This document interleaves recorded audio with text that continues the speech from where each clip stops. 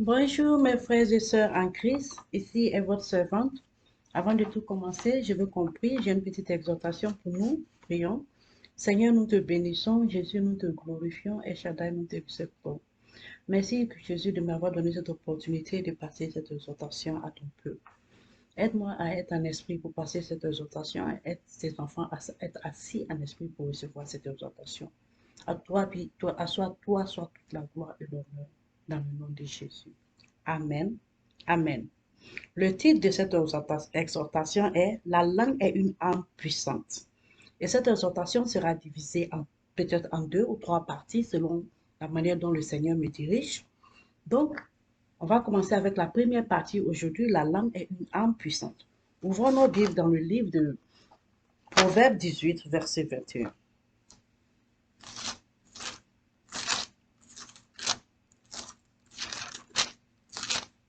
Proverbe 18, 21. La mort et la vie sont au pouvoir de la langue. Celui qui l'aime en mangera les fruits. La mort et la vie sont au pouvoir de la langue. Celui qui l'aime en mangera les fruits.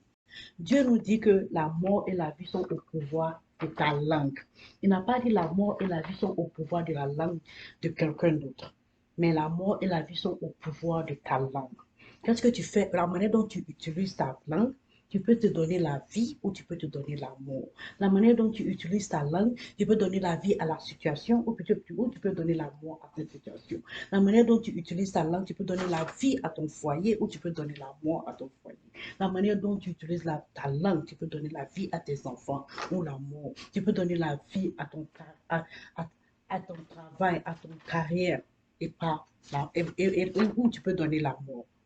Amen. Donc Dieu veut que nous sachions que la vie et la mort sont au pouvoir de notre langue, pas la langue de quelqu'un d'autre, mais notre langue. Qu'est-ce que ça veut dire? Nous devons savoir comment utiliser notre langue sagement. Amen. Donc maintenant, nous allons ouvrir notre Bible dans le livre de Jacques 3, versets 2 à 5. Jacques 3, versets 2 à 5. Je lis la parole de Dieu. Nous branchons tous de plusieurs manières. Si quelqu'un ne bronche pas en parole, c'est une personne parfaite, capable de tenir son corps en bride. Si nous mettons le mort dans la bouche des chevaux pour qu'ils nous obéissent, nous dirigeons aussi leur corps tout entier. Voyez encore les navires, si grands qu'ils sont, et poussés par des vents impétueux.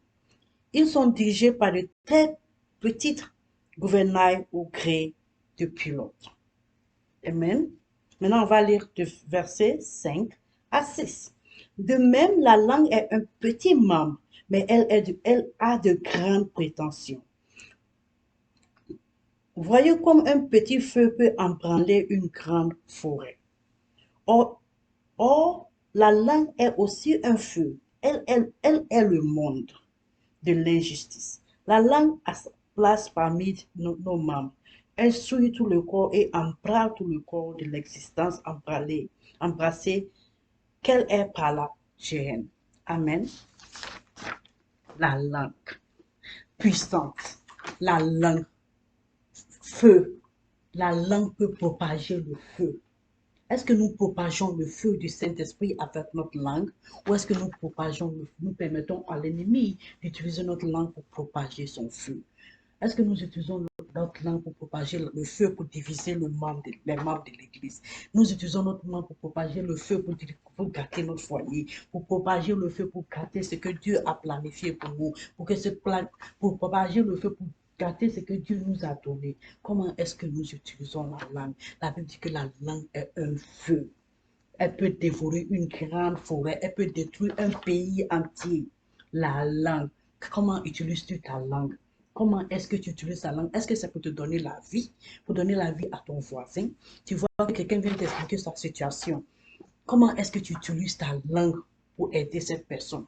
Est-ce que tu vas lui dire, utiliser ta langue pour cacher sa vie ou tu vas utiliser ta langue pour réparer, pour l'aider et permettre à cette personne de voir Jésus à travers toi?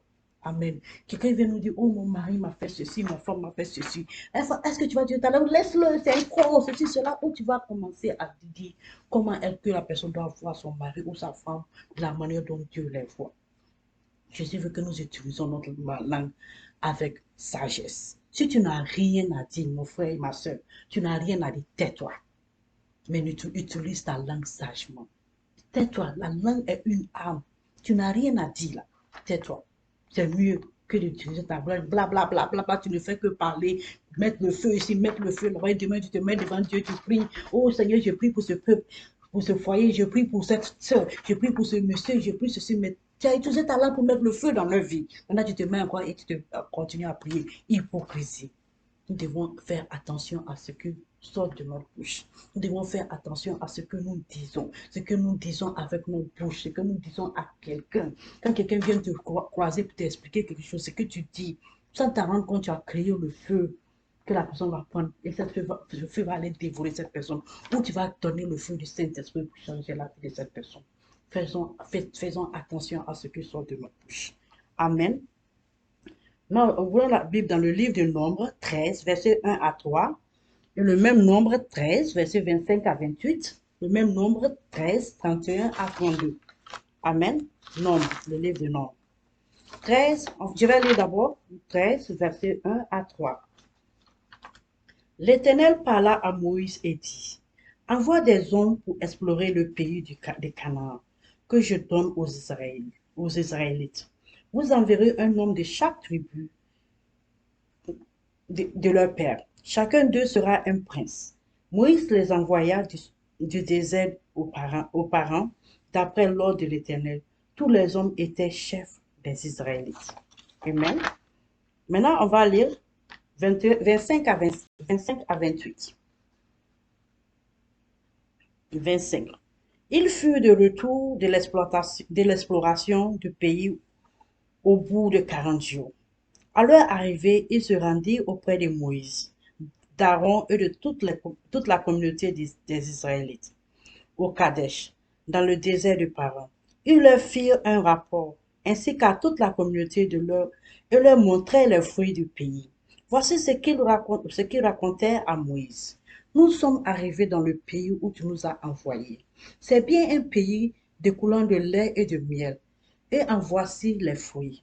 Donc, ils ont montré les fruits du pays à Moïse, à toute la communauté. Oh, le pays dont tu nous as dit que Dieu nous a donné. On est parti dans ce pays, cela, cela, cela. Maintenant, on va partir dans verset 31 et 33. On lira le verset 30 après. 31. Mais les hommes qui étaient montés avec lui dirent, nous ne pouvons pas monter pour combattre ce peuple, car il est plus fort que nous. Et ils décrièrent devant les fils d'Israël le pays qu'ils avaient exploré. Ils décrièrent devant les fils d'Israël le pays qu'ils avaient exploré. Ils dirent, le pays que nous avons parcouru pour l'explorer, c'est un pays qui dévore ses habitants. Tout le peuple que nous y avons vu se compose donc d'une rota. Nous avons vu là les géants d'Anak et de la race des géants. Amen. Le pays, la terre promise. Amen. Quelle est la terre promise que Dieu t'a donnée? Tu as prié. Les enfants d'Israël, ils étaient en esclavage pendant longtemps. Ils étaient en esclavage pendant si longtemps. Et Dieu les a délivrés de l'esclavage. C'est comme toi et moi. On était en train de prier. Jésus, donne-moi mon foyer. Jésus, bénis-moi avec un bon mari. Jésus, bénis-moi avec une bonne femme. Jésus, bénis-moi avec des enfants. Jésus, bénis-moi avec le travail. Qu'as-tu prié pour? Et le Seigneur t'a exaucé. La terre promise veut dire quoi? Dieu a accompli sa promesse dans ta vie. N'importe quelle promesse que Dieu a accomplie dans ta vie, c'est ta terre promise. Dieu t'a accompli un mariage pour toi, c'est ta terre promise. Dieu t'a donné des enfants, c'est ta terre promise. Dieu t'a donné un travail, c'est ta terre promise. Dieu t'as pris d'un pays à un autre et tu as migré là-bas, c'est ta terre promise. N'importe quelle situation où Dieu t'a mis, c'est ta terre promise. Comment est-ce que tu vois cette situation? Est-ce que tu vois des géants là-bas? Tu vois des géants qui vont détruire ta vie? Ou est-ce que tu regardes que l'Éternel qui m'a apporté dans cette terre promise, le Seigneur qui m'a envoyé dans cette terre promise, promise est plus que capable de me protéger. Je ferai des géants. Je verrai que des situations seront difficiles. Oui, l'ennemi va beaucoup m'attaquer, mais je vais regarder à l'Éternel. Je vais continuer à le faire confiance parce que lui qui m'a ouvert cette porte, lui qui m'a amené dans cette situation, il va sûrement me protéger. Il va sûrement me bénir. Mais est-ce que nous regardons à la terre promise comme une terre promise? Qu'est-ce que tu regardes?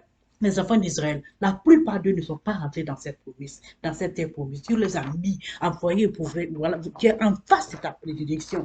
Tu es dans ta bénédiction, mais tu ne te réjouis pas de ta bénédiction à cause de ta bouche, parce que tu ne vois que les mauvaises situations, tu ne vois que les oppositions dans ton foyer, tu ne vois que le mauvais comportement de ton mari, tu ne vois que le mauvais comportement de ta femme, tes enfants, tu ne vois pas la bénédiction de Dieu, tu ne vois que ce qui est mauvais et tu ne fais que parler de ça. Non, tu ne fais que s'aimer la mort dans ta situation. Et tu te plains pourquoi les choses ne marchent pas pour toi. Tu te plains pourquoi ma vie ne change pas. Parce que tu utilises ta bouche pour créer la mort dans ta vie. Dieu est fidèle. Il nous a créés tous. Pourquoi est-ce que certaines personnes sont riches et que certaines personnes sont pauvres? Pourquoi que certaines personnes souffrent toute leur vie? Ce n'est pas parce que Dieu ne t'aime pas, c'est parce que tu utilises ta bouche pour créer la mort, pour créer le désordre dans ta vie. Arrêtons de blâmer Dieu pour tout et commençons à mettre nos bouches où Dieu veut que nous mettons notre bouche. Commençons à utiliser notre langue, la manière dont Dieu veut que nous utilisions notre langue. Amen. Ouvrons notre Bible dans le livre de 1 Corinthiens. 1 Corinthiens 16, verset 9. Amen. Avant qu'on aille à 1 Corinthiens 16, verset 9, je veux qu'on lise Nombre 13, verset 30. Si tu lis Nombre 13, verset 30, tu verras que Caleb, parmi tous les enfants d'Israël, quand ils ont parlé, Caleb, avant qu'il ne parle, Caleb lui a donné que des bons réponses. Il dit, on va partir dans ce pays, eux, on va conquérir. Quelle est la situation dont tu vois et que Dieu t'a donné et tu vois des géants? Est-ce que tu vas avoir une attitude positive? Tu dis, je vais conquérir ces géants. Je vais vivre dans cette vie que Dieu m'a donnée et je vais la vivre en abondance. Ou est-ce que tu vas t'asseoir pour dire, oh, les géants, le problème, ceci, cela. Non, on doit être comme des Caleb. Où sont des chrétiens qui sont comme des Caleb actuellement pour conquérir l'adversité? Amen. Pour conquérir l'adversaire. On voit la Bible dans le livre de 1 Corinthiens, verset 16, chapitre 16, verset 9. Car une porte est ouverte, toute grande, à mon activité, et les adversaires sont nombreux. Amen. Une porte est ouverte, toute grande pour toi, et les adversaires sont nombreux. Ça veut dire que Dieu a ouvert la bénédiction pour toi. Dieu a ouvert tout ce que Dieu ouvre. Il y aura toujours des adversités. Est-ce que tu vas t'asseoir pour continuer à pleurer sur l'adversité ou tu vas te mettre, tu vas te faire comme Caleb et dire que parce que Dieu m'a donné ceci, cela, parce que ça m'appartient, je sais que je peux conquérir. Je sais que Dieu qui m'a amené ici, il m'a donné la puissance pour pouvoir conquérir ou on va s'asseoir pour pleurer. Frères et sœurs, utilisons notre langue positivement. Quel que soit comment tu vois la situation, ne permets pas à cette situation de te rendre paralysé. Ne permets pas à cette situation de te voler ce que Dieu a pour toi. Ouvre ta bouche et parle la vie. Ouvre ta bouche et conquérir la situation. Que mon Dieu, tu as vu l'exemple de David.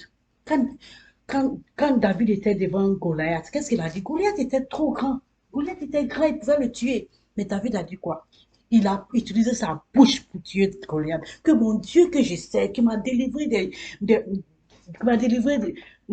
ours, qui m'a délivré, mon Dieu qui m'a délivré des lions, mon Dieu qui m'a délivré de ceci, cela, il va me délivrer de toi. David a utilisé sa bouche pour conquérir le géant de sa vie. Est-ce que nous allons continuer à utiliser notre bouche pour conquérir le géant? C'est parce que c'est ce qu'il a dit que c'est fait. Quand il a dit que toi là, je vais avoir ta tête. Et ça c'est fait. Est-ce qu'on va s'asseoir pour faire comme David aussi? Ou on va s'asseoir pour pleurer? Que le nom du Seigneur soit béni. Amen. Remercions le Seigneur. Nous bénissons ton nom, nous exhortons pour ce message. Merci pour tout et prends contrôle.